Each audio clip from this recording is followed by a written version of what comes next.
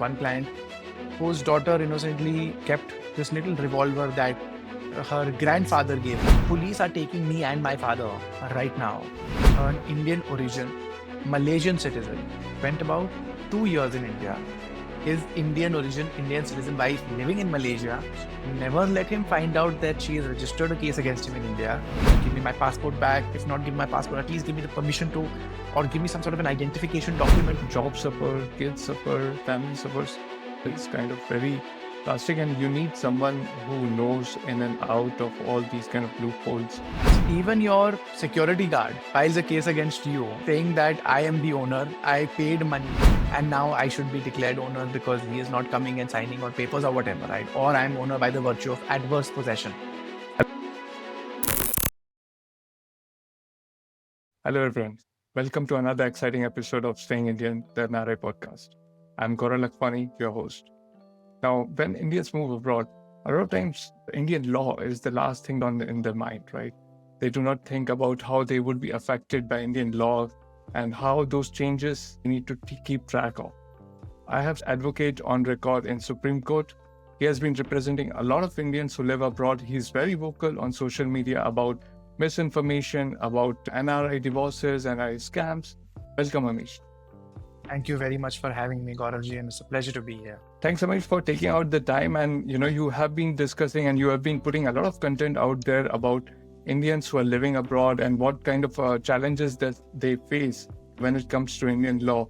Can you highlight some of the topmost cases that you have seen in your career? Gauravji, so I've been practicing law for about 13 years now. Over the years, I've seen all sorts of situations that NRIs get in when they are abroad, and I've seen a lot of situations where foreigners, be it Indian origin or otherwise, get in when they come to India or they spend some time in India, right? Now, I've had hundreds of stories to share, but if you ask me what are some stories that I can share, one common theme that I see, right, at the very beginning of our discussion, is that something that people don't think about is that laws are not universal, right? They may have certain similarities, but there are oftentimes so many differences, not just in what the law can be, but also what is the procedure to deal with that law. And because of that, when people don't think about these things, they presume something to be true for another country. They'll think that the same is, right? Most basic example, right to hold arms, right? Say buying guns, keeping guns in the US and many other countries around the world. For example, in India, it is a big no-no. Right? We've got an arms act. In fact, just about, I think 15 days ago, we had, not 15, about 2 months ago, we had this one client whose daughter innocently is an American citizen, American fellow. His daughter, while going somewhere, she kept this little revolver that her grandfather gave her. She kept it innocently in her father's empty suitcase. The father traveled to India. He's roaming around Delhi with that empty gun because they never checked the luggage while they got out of the airport. But when they were going back, at that time, the check-in luggage was being scanned and they found this gun. They asked him if you have a license. And he says, I am from one of those few states in the US where, forget license, we need nothing to carry guns and we can have as many of them as possible. One I remember he said was Alaska, and another state he said that, we kind of live in these two states. We don't need licenses. We don't care about licenses. There are 20 to 30 guns in every house, right? And so for people like them, carrying a gun is not a big deal. But for us, Arms Act, severe punishments. I believe the Arms Act prescribes minimum punishment of, I believe, up to 5 years, or is it 7 years? And so it was a big problem for this client. And so, we have to kind of deal with these situations very often. And another thing that, since we are talking about marital scams and matrimonial disputes, a lot of times people who get married in India or get married abroad, but they are Indian origin, they think and I have not been to India in the past 20 years, 30 years, 40 years, or maybe 2 years. So what has India got to do with my dispute with my spouse? Because India is there, right? And in fact, I wouldn't even say it's just India, right? Multi jurisdictions, it's always something that happens. So I always say that as a general rule of thumb, you should always, whenever anybody consults me about matrimonial disputes, be it commercial disputes, be it of any sort, Find out what is the law in your country, find out what is the law in this other country. Maybe there is a third country which is involved. You have to keep up your game on in every jurisdiction. So, it's like medical thing, when you are not sick, you don't think about doctors. But now people are being aware about preventive healthcare, how you can take care of yourself so that you don't need a doctor. I think it's kind of similar to that you need to know about things before you kind of actually get into trouble. And I'll tell you, good thing about these countries is you have legal insurance to cover a lot of things, a lot of expenses. But it's good to know what is outside your legal expense or of your jurisdiction, as you said. Now, you also mentioned, kind of gun law, which is very much trending topic in US. A lot of people have their own opinions about to keep arms, how many, and how do you compare US gun law versus Indian Arms Act? I have not studied American law. I don't understand why Americans have that desire, right? Now, Americans, especially the more conservative, the Republican Party and its proponents, they keep advocating that guns are something that, we want to right to bear arms, it is there. I understand, especially when the Constitution was found, right? Way back, 300 years ago? Or 400 years ago, right? So at that point of time, it makes sense. You cannot be relying upon phone calls or, which I don't think even at that time were there, right? You can't rely on phone calls. It's wild, wild west out there, right? So in those situations, it makes sense that if you've got large pieces of land, you need to have certain mechanisms to defend yourself. Guns are banned, but the criminals never got the message, right? The criminals never heard about the law, and they are getting their arms and they're roaming around and they're doing what they can and what they want to do. So in those situations, it makes sense. Certain times, obviously, one of the biggest reasons why I believe the police act with such high-handedness in India in comparison to other countries outside, it is not so much body cams and following strict procedure of law that I think has come up in the past, say, 10 years or so. But there has always been a culture of respecting the citizen in front of you. Just because I feel that to a certain extent they know that if we just get rowdy without any reason, there's a very good chance a gun might come out from a random pocket or some random holster, or the back of this guy's trunk. And then whatever audacity I'm showing, right, this can backfire very quickly. So I believe to a certain extent it is justified, but then honestly, I don't know. I look at all these gun shooting incidents. I look at what transpires, right? And then it's very difficult to make a case and say that perhaps India, we should also have, more liberal gun laws. The reason why I'm asking this is a lot of Indians living in US have this in the back of the mind and it's one of the top reasons also to kind of move back to India. Because they sense a feeling of insecurity for their children, for themselves. That's the reason I kind of asked this. But I think the second point that you brought was foreign divorce. You said that you need to have understanding of local law as well as Indian law. But in what cases is that applicable? Does an Indian citizen need to have an Indian passport or, if they have naturalized to another citizenship, even then too, they need to be aware of these? That's a good question, Gauravji. An Indian origin, Malaysian citizen reached out to me, I believe a year and a half ago.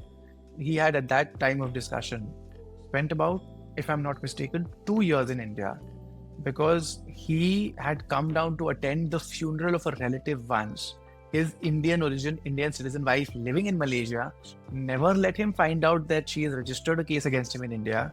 And now when I say this story, people start living in anxiety because there's no way to find out if that's something like that is happening with you. But the story is that this man, when he flew down from, I believe, Kuala Lumpur to one of these cities in India, he was withheld at immigration. He has no clue what's going on. There's been sure, family squabbles are going on inside the house, but police have never been called.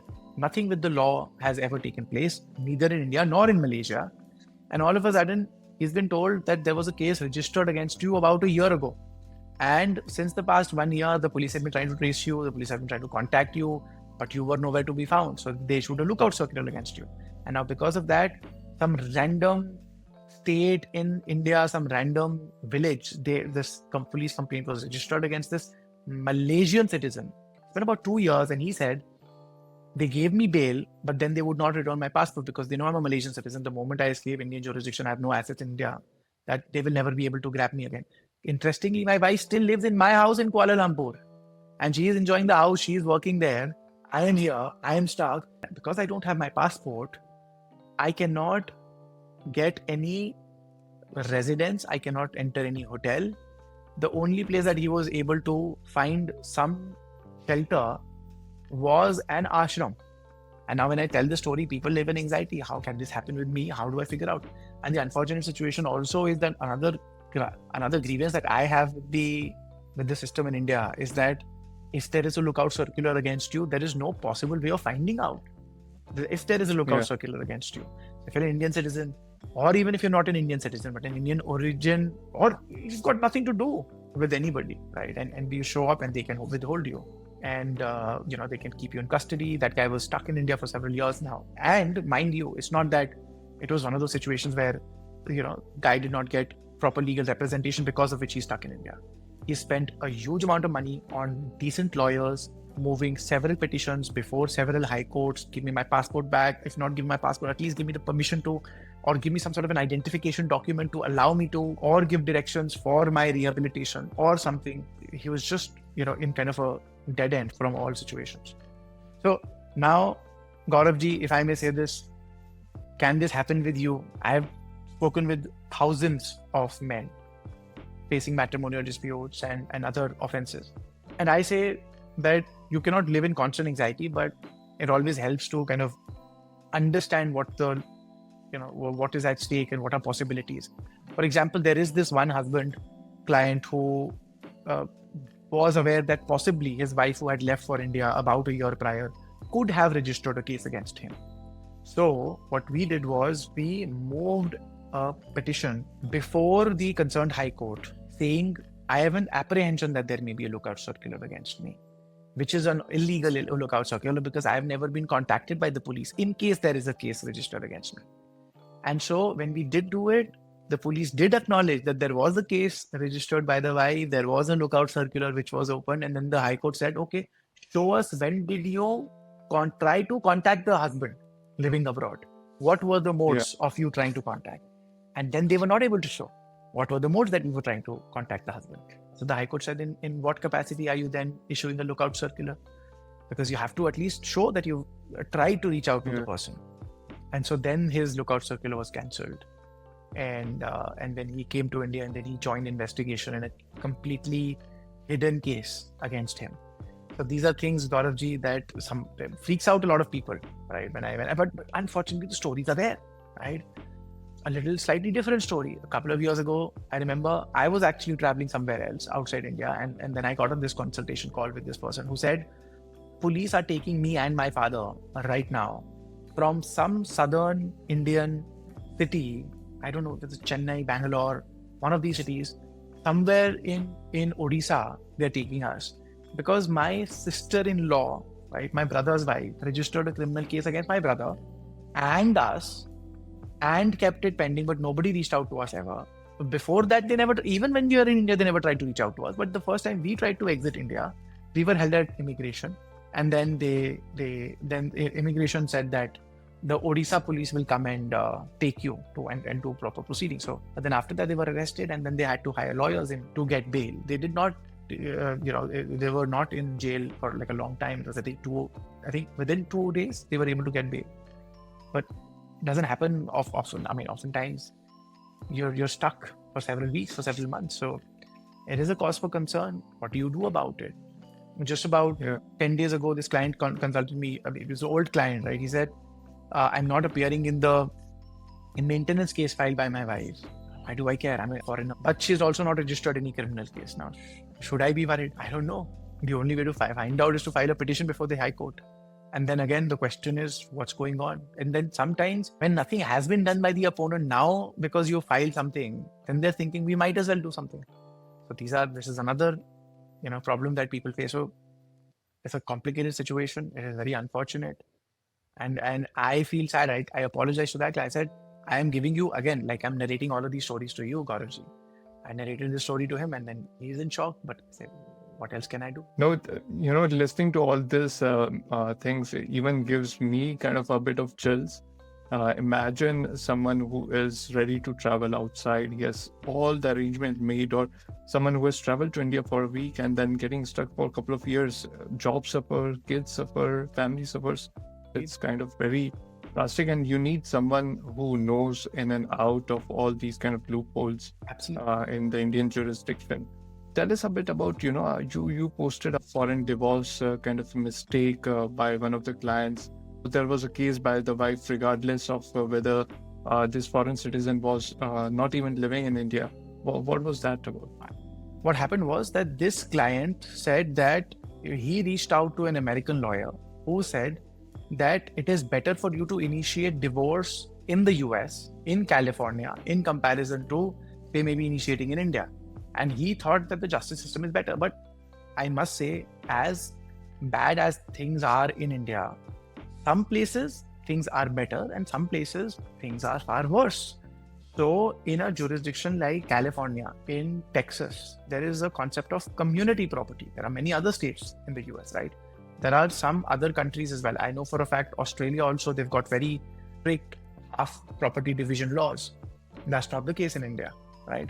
So apparently, and again, I have very limited knowledge. This is all information that I get from other clients who share their stories with me. I have not studied, American or any state law of abroad in detail, but I've been told that clients have initiated divorce in other jurisdictions thinking that it'll be better. And then they're hit with a massive bill, right? And so, in fact, I don't even remember the 40,000 thing, but there is one client who's right now, I think the marriage was about 4 years or 5 years. And now the client is paying $500,000 to his wife, approximately, give or take a little more or less. He's paying $500,000 to his wife. And on top of that, he initiated another criminal case against him in India. So he initiated divorce in California, and then he's later finds out, oh, I will have to pay her $500,000. She lives in the US, she works in the US, she was living and working in the US even before they met. He registered a domestic violence petition and a criminal case in India. And the domestic violence petition is also ongoing.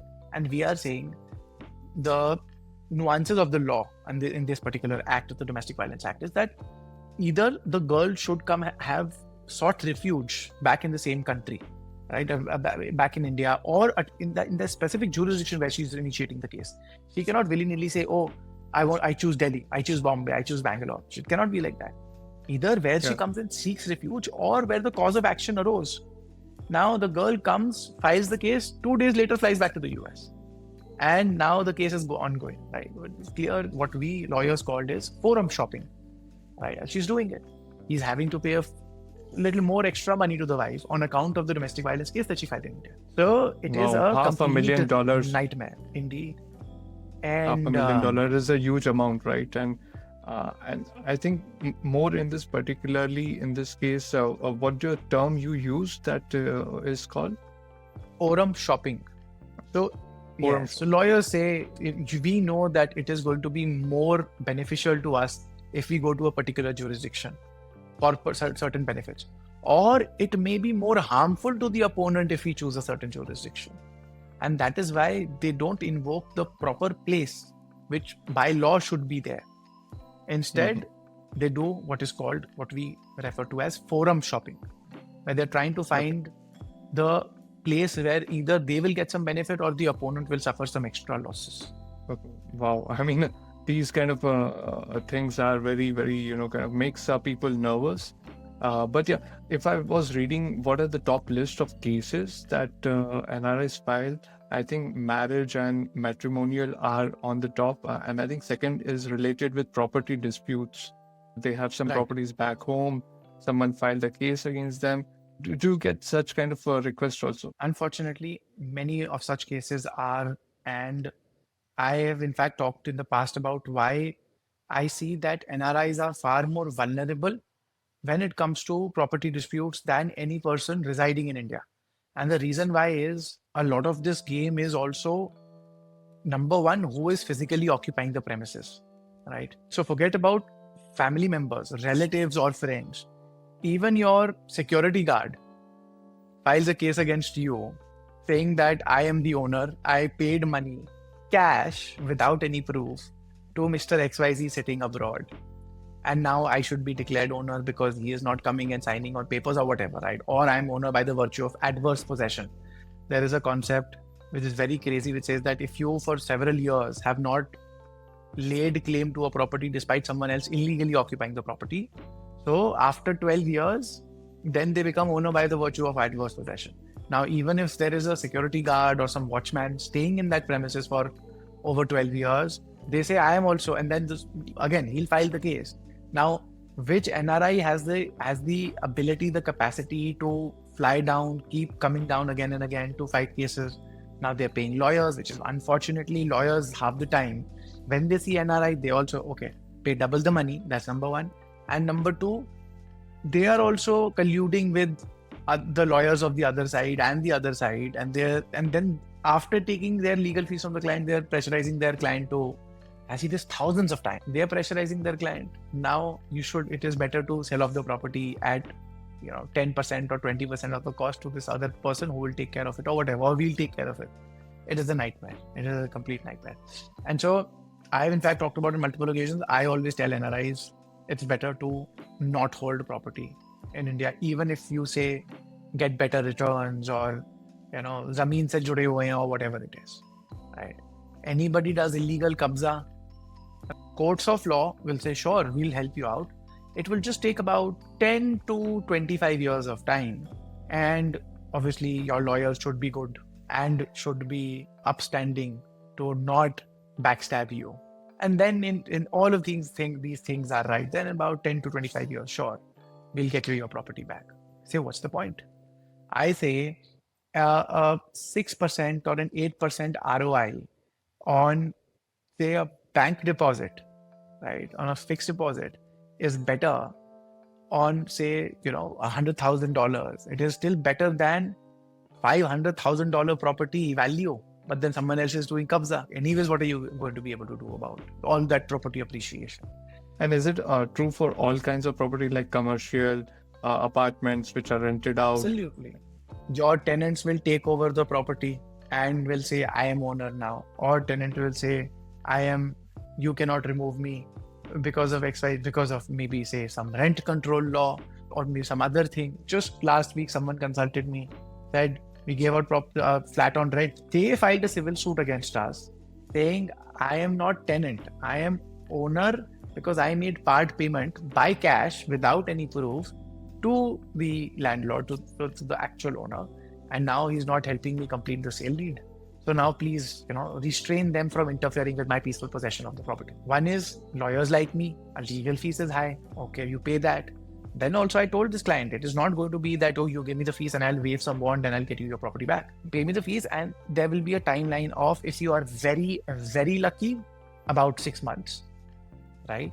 And usually it takes between 2 to 4 years to get the property back. Sometimes it takes 7 to 10 years for the property to, get back in your hands. When it's a tenant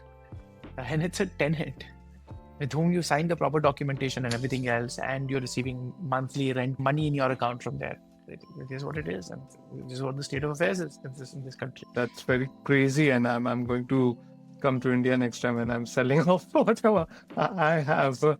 But yeah, in all honesty, what do you see and what do you make of it? What kind of changes? I think there is some change in lease and leave agreement, some sort of changes in the laws that are needed. There are so many things which are needed to be done. So where do we start?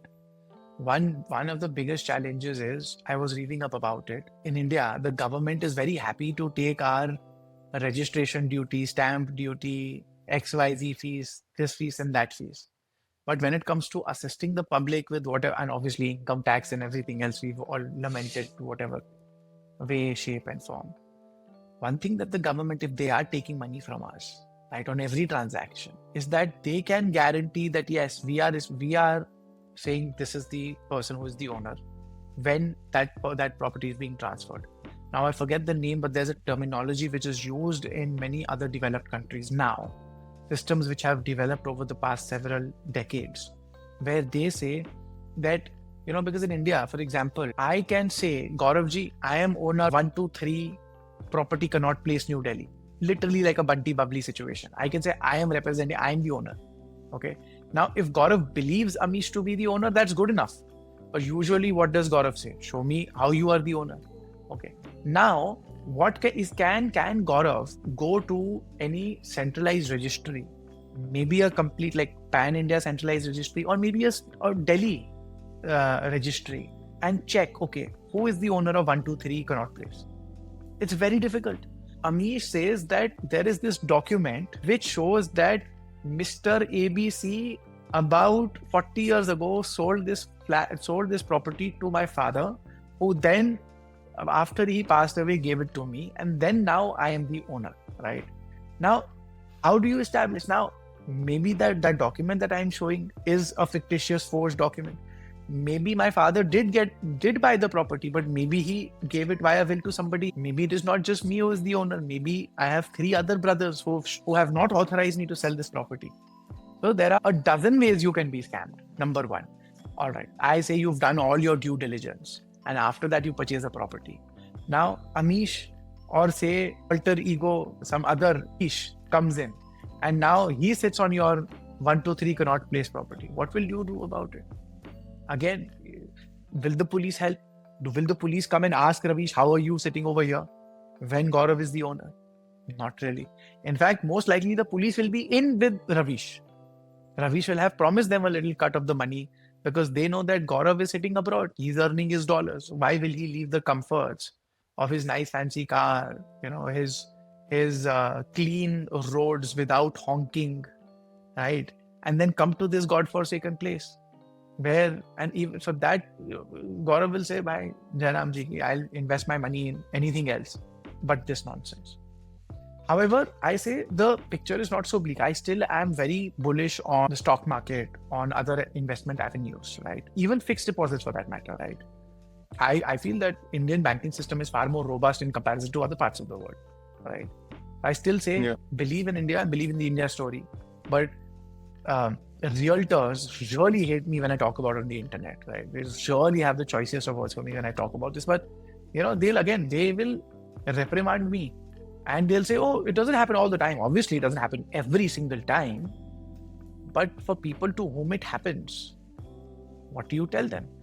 What solution do they have? And if it's in an enclosed society or with a well-to-do builder, you have signed all the sales agreement and registered with the government authorities, I think those are the steps that you can take to avoid this.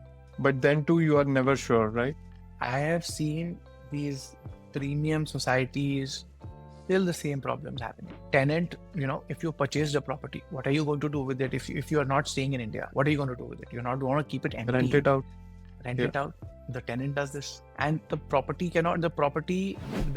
housing society cannot say that, oh, you're not paying rent to your landlord, so we have to kick you out. The society doesn't care. Whose property you're doing illegal kabza, they don't care about. That is the unfortunate situation. What do you do about it? My idea on this is absolutely clear. Under no circumstances, if you're an NRI or a foreign citizen, should you be taking the risk of investing, in India. My opinion on this. I think the underlying statement would be, if you're an NRI, these are the legal loopholes that you should be aware of and take a decision wisely. But then coming on to other kind of myths, what are some of the common myths you would say that NRIs have about the legal Indian system? Well, I'd say it's not just NRIs, it's, people in general, right? It's that where do you start? There's thousands of ideas floating in my head. One would be that the police will help you out in a way similar to how it is in my country of residence. I've heard a lot of good stories, positive stories about the police being impartial. And obviously, there are well-documented stories of, say, bias or prejudice or discrimination. But by and large, the people who talk to me, I must say that their experience has been very positive. Compare that to India. You will not be able to find anybody who has perhaps lived abroad and said that I had a positive experience when I tried to take help from the police. Now, lawyers, again, if you have a decent lawyer, You can try to, get work done. Lawyers have their own limitations. We can also try our best. It's not that the judges, if you have a good lawyer, that the quality of the judges will suddenly improve by several magnitudes. There are a lot of challenges. But at the end of the day, I think the number one thing to remember for everybody is to be friends with a good lawyer, perhaps, if you still want to do business in India, or if you want to have business dealings in India, and then take it from there. So that's very well said. And let's talk after this call to catch up some drinks as well with that. No, but on a other note, I think there is a trend that is emerging these days. It's about marrying NRIs, right? NRI Bridesmaid Scam. I think you have also spoken about that. Do you see a lot of rise in women who are trying to marry a affluent NRI and then leave him after some time? I must say that I see an equal trend of NRI men coming and trying to find a wife, and then a lot of times things don't work out, they abandon, right? Or some of them, they've got some family pressure because of which they come, marry, and then they abandon. Or they bring the girl over to the foreign country and they think, I just found myself a maid and who will do my bidding. And she is helpless because she doesn't know maybe the language over there, right? Maybe she doesn't know English, maybe she doesn't know German, maybe she doesn't know whatever other language, right? And so she's helpless, she's dependent on me. So I've got myself a maid. So I will have to be fair and say that I have seen a lot of instances of abuse by men as well. Right now, having said that, I have been seeing so many of, and you know what, Gauravji, I'll again have to be fair. A lot of I have discussed cases of perhaps about 2,000 NRIs till now, right? NRI men. I would say out of 2,000, about 50 or 100 of them would have been girls where it is a very clear indicator that they were just interested in getting a quick buck, marry the guy, and then immediately come back, file cases, demand a huge amount of money. But majority of them that I have seen, what I see is not a scam, but instead a very fundamental temperament difference, right? Girls are either told by their family or they have their own vision of how my life will be like when I go abroad to marry an NRI, and then how life will be like. But a lot of these people, men and women, they don't consider the fact that for the majority of the NRI population, life abroad, you will have to agree, is very lonely, right? No matter how much of community you may find, no matter how much of foreigner friends you may, or local friends you may want to make or try to make, that whole India is India. And obviously some people thrive. People who maybe perhaps moved out of the country when they were very young and attended university, they have a very different outlook. Who attended maybe high school, or who were born there, have a very different outlook in comparison to someone who did their high school and then university in India, and then for the pursuit of a job, right? On that work visa, they shifted to that other foreign country. And or maybe they got married and then they moved to this country where they're just on a dependent visa, or they maybe try to find a job. Jobs are not nice, the food is not nice. There are a million problems that people don't think about. And the biggest of them, obviously, is loneliness. And what I have seen in the majority of the consultations that I have seen is that the woman feels lonely, the woman feels bored, the woman feels like, I've got nothing to do. And this is not that beautiful life that I imagined for myself. And then she runs back to India. And now she's thinking, and now lawyers like me are there to tell her, put in her ears, okay, you came back. Whose fault it is? Is it your fault? Really? Or was it his fault that he was not able to keep you happy over there? Or whatever. And then it's like, what can we do in this situation? And then the only logical conclusion that comes is, let's file a complaint, let's get into the table, let's ask for reparations for what we have gone through. It's a problem, right? Now, in those marital scams that I have seen, right, I think obviously that I have seen a lot of them happening as well. One thing I would say is that is the reason why I would recommend to everybody, please do not rush into these things. Spend a lot of time getting to know each other and really contemplate on what are your priorities, what are you, and the horror stories, Gauravji, the horror stories of someone pretending to be a completely different person, right? And then what they turn out to be. I think you have to be very, very careful in figuring this out. What's a preventive solution? Honestly, I don't really have it. I'll just say, try to do your due diligence. the best possible advice. And Amish, I think you would be a bit active because I've seen your channel on Instagram, Better Call Amish, which is, I think, inspired by Better Call Saul, right? From Breaking Bad. But yeah, Funny story, you must. I started it as a joke with a few friends and family members back, I think, in 2013 or 12, when I used to watch not the Better Call Saul show, but Breaking Bad. And there I thought, haha, it's so funny, Saul Goodman. And then I did Better Call Amish. And then, randomly, 7 years later, I started posting legal content, and then I continued with it. And it's been fun, but that's how it started.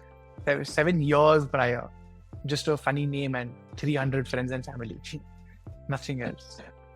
Yeah, and it's a catchy it's a catchy catchphrase, right? It gets stuck, and the whole new series, I think it was good as well. Better Call Saul. The last part was a bit. But coming back, you must be very active on Instagram, and you must have seen this recent meme that is going around of gifting a groom with a blue container in the weddings, which has come up with the case from, I guess, from Delhi or somewhere, where a bride kind of put the dead body of husband in a blue drum. Okay. And a lot of people are doing that. Skipped my eyes. I don't know why. Okay. But Okay, how is but that a then joke that will cut you up? What? Yeah, and that's so sad that this kind of things are taken in this light of humor, whereas this is very true for a lot of people. And I think a couple of years back, some changes in the law made it more harsh for men to get into these kind of legal cases, right? Well, not really. I mean, the laws have been there for several years, right? Many, many decades, right? Enforcement sometimes earlier used to be worse for a little time, got better. So it kind of keeps fluctuating, right? It's like, and it sounds very insensitive for me to say, but a man commits suicide and suddenly, I remember, I don't know if you heard of this Atul Subhash case, which happened a couple of months ago. Yeah. This man committed suicide, right? After that, I remember the general tone with all the judges was, let's not fix any large maintenance amounts against our husband. Let's give access to all fathers' visitation rights very quickly. Let's scrutinize every allegation with a little more meticulousness, just for a few weeks after this thing. Because everyone was afraid that just how Atul Subhash's judge was highlighted, the wife was highlighted, wife and family went to jail for a couple of days. Some fingers may be pointed to me. And so everyone was a little cautious.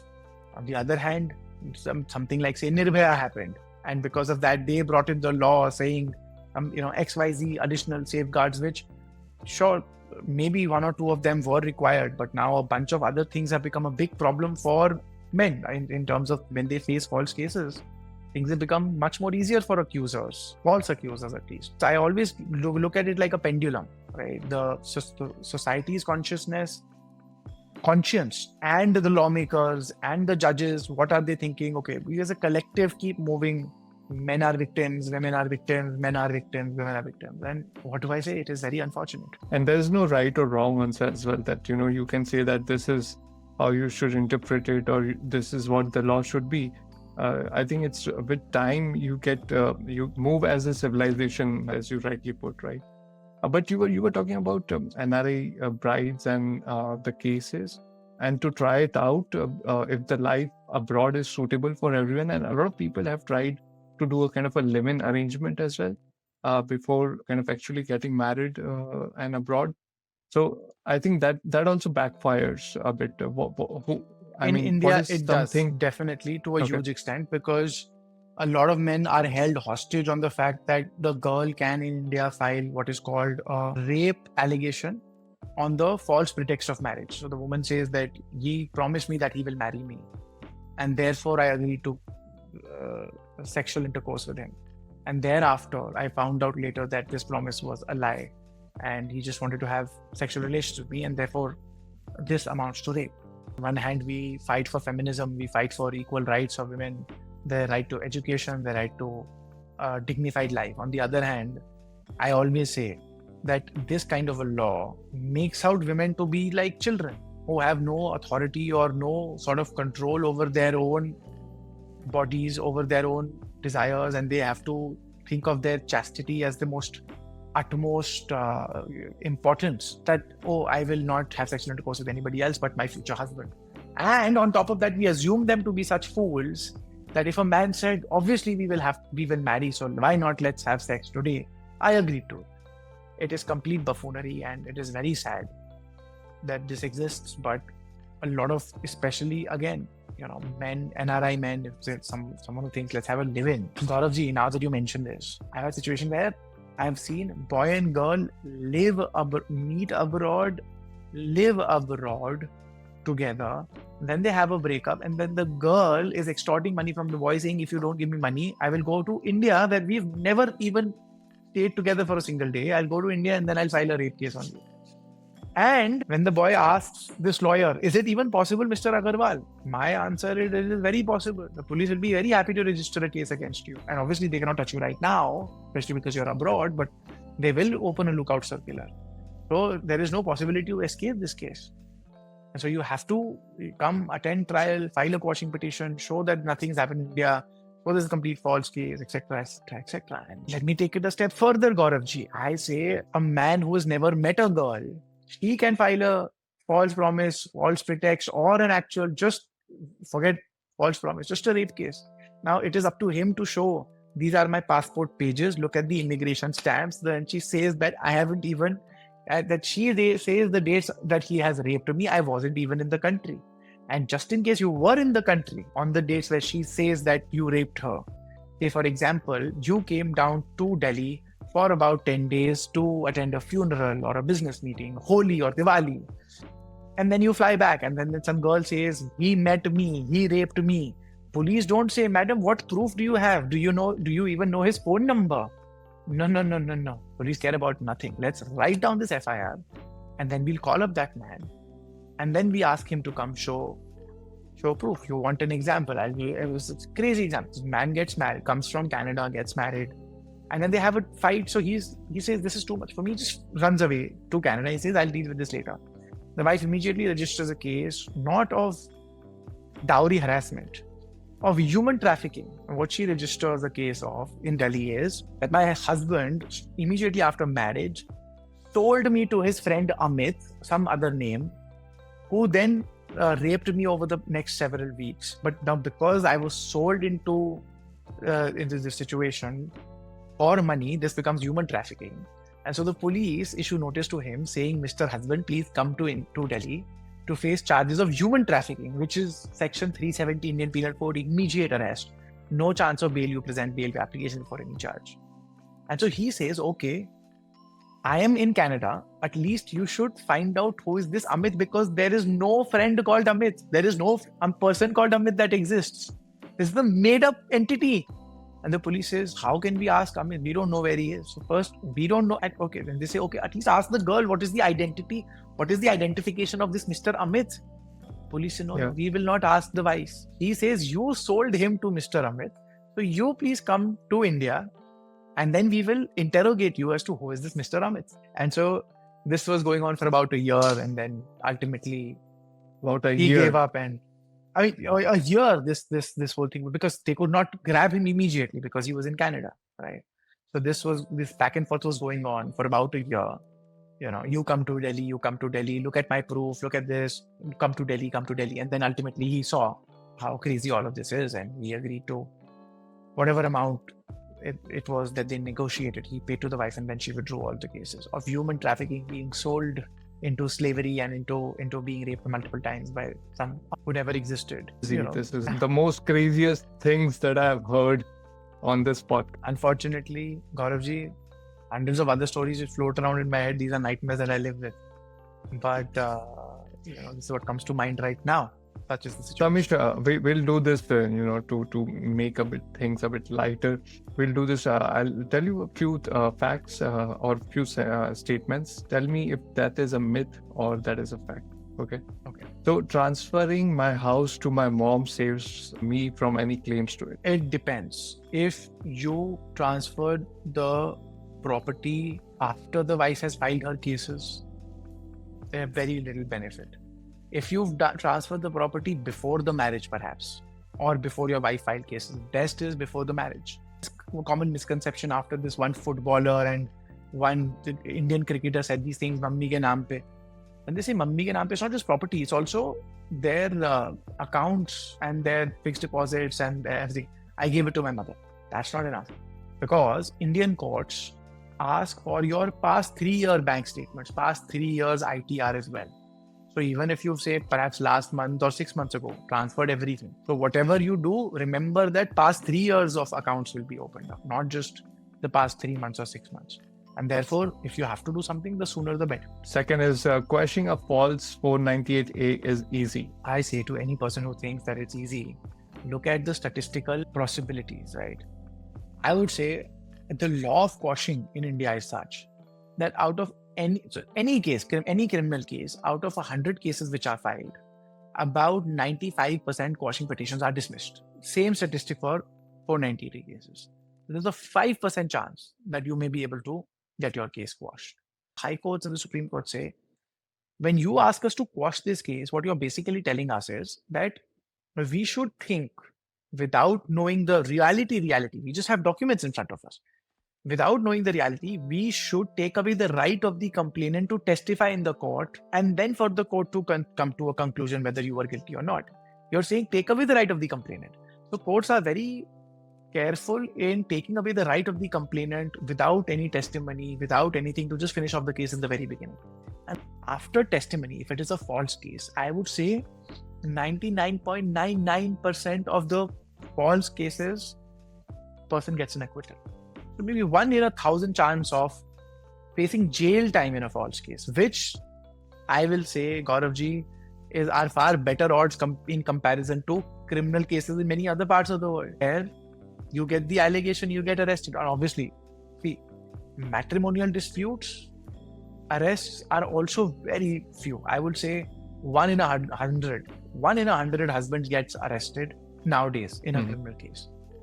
Sometimes, which is sad, Gauravji, because husbands who've actually inflicted severe torture on a wife, even they are safe from arrest on most days. So yeah, I mean, washings are difficult, acquittals are easy. Going to jail is very, very improbable if you're facing a case, especially of dowry harassment. Okay.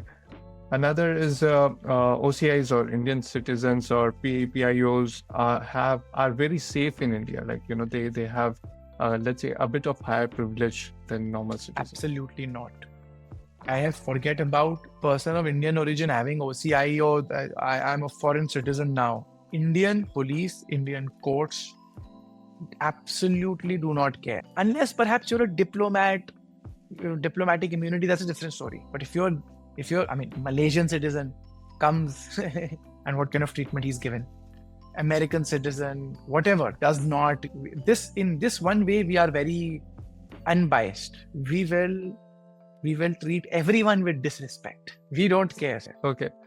Another is she does not necessarily need to be physically present to inflict some damage to me. That is correct. A lot of wives who live abroad, who are working abroad, their parents go to the local police station.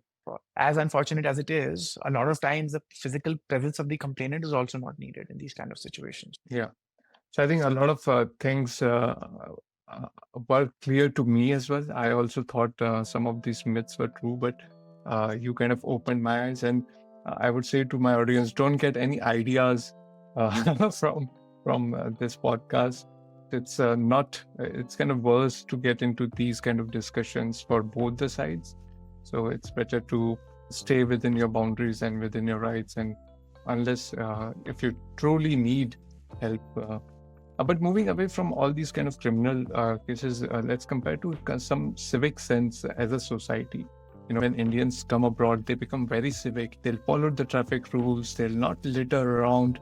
What do you make of it? Do Western countries have more stringent laws or strict fines? Is that the reason? Or we are more liberal to these civic nonsense? Well, I'll be the first to admit, I myself am so used to jaywalking in India. Whenever I am abroad, I think nothing of it when I am, at the very least, jaywalking in other parts of the world.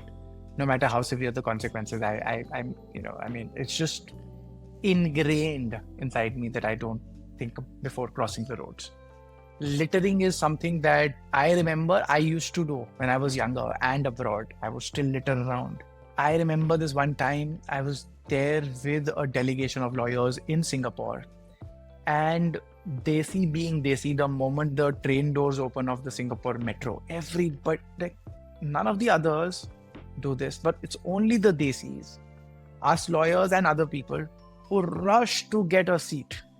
And then all of us, about 20 of us, remember that there was this one elderly gentleman, at least 90 or maybe 100 years of age, was almost about to collapse into a heap of bones and dust, who walks in with a small walking stick and was then holding on to a railing. And then one of us, very embarrassingly, gets up and says, "Please come sit here." And then that elderly gentleman, I must at least 90 years of age, says, "Why do I need to sit? I am younger than you are." And then he's the one who's standing while the rest of us are sitting. And mind you, it's not that we are dead tired or anything like that. It's just ingrained. It is just a habit. It is just what we... And all of us had our heads down in shame for what we had done. And I think that one is the possibility of facing severe legal consequences. I can't imagine an Indian being okay with paying a $500 fine for littering. They would die first. But apart from that, it's also when you face severe judgment by even merely eyes, merely perhaps a suggestive glance, even that for a lot of people is sufficient. But on the other hand, Gaurav ji, you've got places like Thailand, and unfortunately, if you talk to Thai nationals about the kind of reputation that Indians have, right, it's all gone for a toss. So that's also the case, right? It's not that we have Indians complying with law and order and civic sense everywhere around the globe. I think it's a certain mix of everything, but I'm definitely not an expert in this. I'd rather stick to law, lest someone far wiser than me points out the folly in my ideas. So I claim no expertise in any of these points, and I say I'd rather stick to my Indian law. Yeah. And I recently saw a video of a family in Thailand went for holidays, and they grabbed everything that they could from a hotel, like towels, bed sheets, everything into their suitcase, and hotel authorities opened them. And it was really embarrassing to see. And such stories come from all over the world, and I think that's what you said very rightly, is ingrained that this is ours, So I think that something needs to be changed in our education system to actually teach us a bit of more civic sense. Honking. What do we do about this honking? It's such a, and I'm sure you understand what I mean, right? The moment you step in our country, it's all of a sudden it's a honking. And whenever I come, I spend like 5 or 10 days abroad, and then I come back to India, and then why is everybody honking? But 5 days later, I myself am honking. In a packed street at a red light, I am honking, and then I'm thinking, why am I honking? What's going to happen when there is a red light? Why am I honking? But that's the state of affairs. That is what it is. And after living like 10 years out of India, I have kind of changed at least that habit, that I am very relaxed while driving. I don't care. I'm not getting late. And anyway, I'm on holidays in India. I'm not getting late anywhere. And my father is sitting next to me in the car, and he's like, honk him, tell him to go. Chill, relax. I would even, wait at a crossing to let others pass by. And my father, imagine he catches the audacity. He catches nerves. People behind me are honking, and I'm relaxing. But that needs to change. It was really fun, Amish, talking to you. We talked about a lot of things. Is there anything that you'd like to share especially for our NRI audience? I'll say perhaps parting words. There are some good things about the country. There are some bad things about the country. One thing is always there is you can take the Indian out of India, but you can never take the India out of the Indian. It is not that we can kind of leave our past behind. What we can do is we can try to make things right. As a country, as a community, we can strive towards improving our image and doing better. Obviously, we're doing phenomenal, but whatever else we can, inch by inch, we try to get closer to, like a better, more ideal version of ourselves. think that's about it. I totally agree to it, and that's the reason why our channel is called Staying Indian. So there's an Indian, no matter where we live, there's an Indian inside us that will always be there. And no country is perfect. Every country needs they are fighting their own battles. So are we, literally at this moment. But yeah, thanks a lot, Amish, for doing this. Thanks for taking out the time. And it was really pleasure knowing about a lot of things related to Indian law. Thank you. Thank you for having me, Gaurav. It was an absolute pleasure.